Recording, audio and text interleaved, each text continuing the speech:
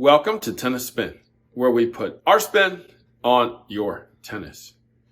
So viewer question today, how to increase a grip properly. My man's got 1/4 and a half. How do you make the 1/4 a half? Stay tuned.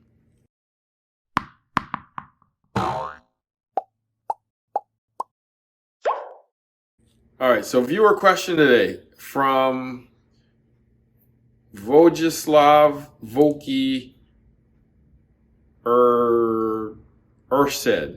Erceg, VE for short, I guess. He says, "Hi, dear." I'm not kidding. It says, "Hi, dear." I'll even make it big for you. It says, "Hi, dear." Okay. Well, VE, hi, hun. Anyways, I follow your channel regularly. Thanks in advance for helping me out. I have a problem. I just bought 2 rackets, one grip size 2 and one grip size 4. I am okay with the grip size 4, but how do I increase it to number 4?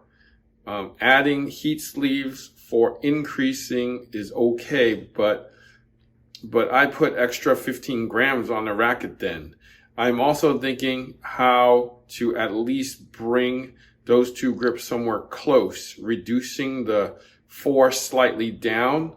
But how do I do that and increasing grip 2 with leather grip? I use Wilson Autograph 340 grams. Thank you so much. Yours sincerely, VE. Okay. Well, VE, my dear hun, you have a hard dilemma here. So here's the thing. I'm going to show you what is under your grips and why you can and cannot do certain things. Now, this is an old head grip, like old. This is from the 80s. As you can see, it's pretty solid, okay? This is what you call a pallet. This is the butt cap, okay? This is sealed by the edges here on the 2 ends together. So it's like a clamshell that you clamp together, and it's sealed and stuck to the racket itself underneath. So this is what makes the grip size. Okay, it's called a pallet. And then you put the butt cap in to make sure it's all secure. So there is no movement in here. You don't feel that it's hollow or anything. It's just, it feels pretty solid. Okay, this is olden days. So this is going to be a lot more solid than the newer days. Now I'm going to show you kind of a modern day pallet. This actually has a slit down the middle. It's actually hollow in there. This is a print. You can actually see that there's bars in there kind of holding the grip together. And again, the pallet is in 2 pieces. It's kind of epoxied together here and on the other side. And then kind of fused in. So this is fused in right here. So this is, you can't take this off, because if you break this off, you can't get anything else back on. And it's fused to the racket. So underneath is what's really part of the racket, and then it's kind of clamp-shelled in here, and then this kind of holds it all together. So you can't take this apart because they don't sell this pallet. This is a Babolat one. This is cracked, as you can see here. Now this is cast foam.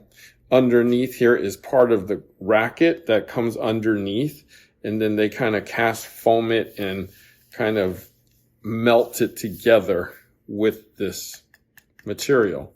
And then they put the butt cap on it. As you can see though, as I see the racket's under here, right? It's graphite under there.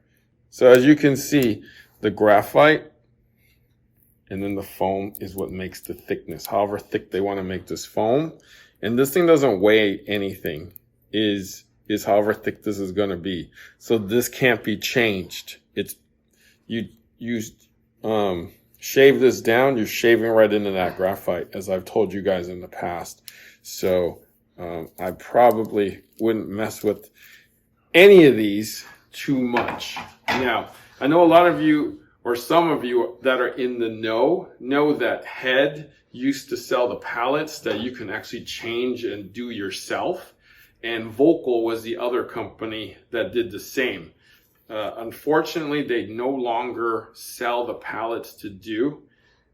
From me doing pallets a long time ago and talking to other people who've done this, it takes about an hour to do, and it's not easy. You have to literally chisel it out on both sides and then remove it carefully.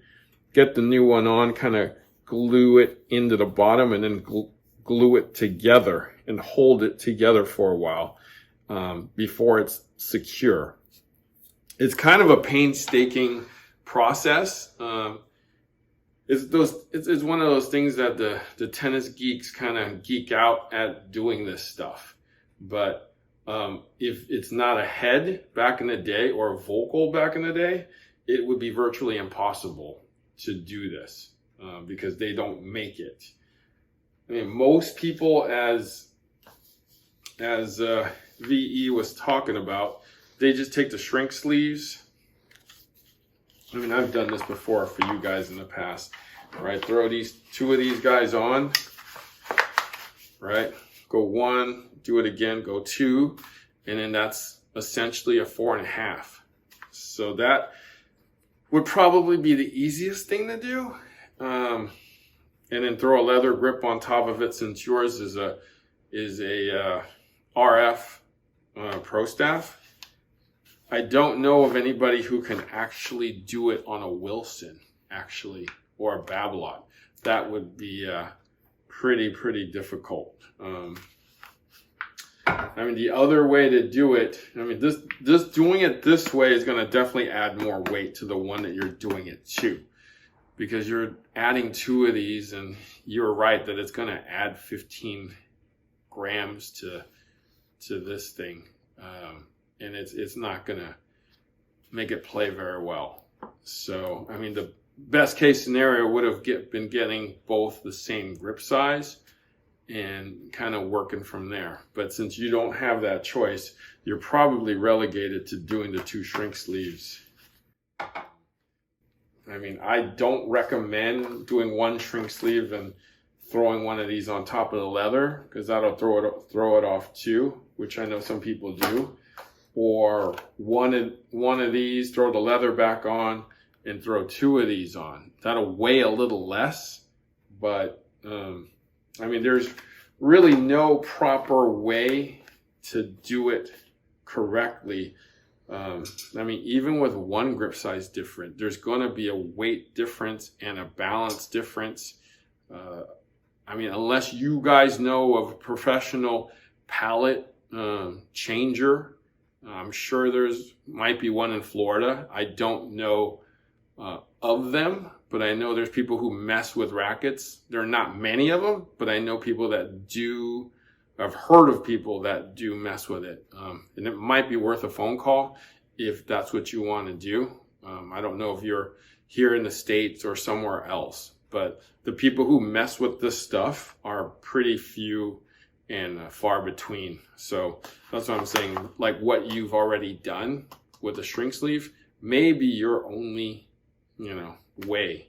So either that or sell that quarter and see if you could exchange it for a half, or buy a half with that money. That's what I would suggest. Okay. Thank you, my dear VE, for this question. Hopefully, I helped you a little bit, but I think the only real solution is trying to exchange it or selling that one and buying a half. That would probably be the best way to do it. Thank you for watching Tennis Spin, where we put our spin on your tennis.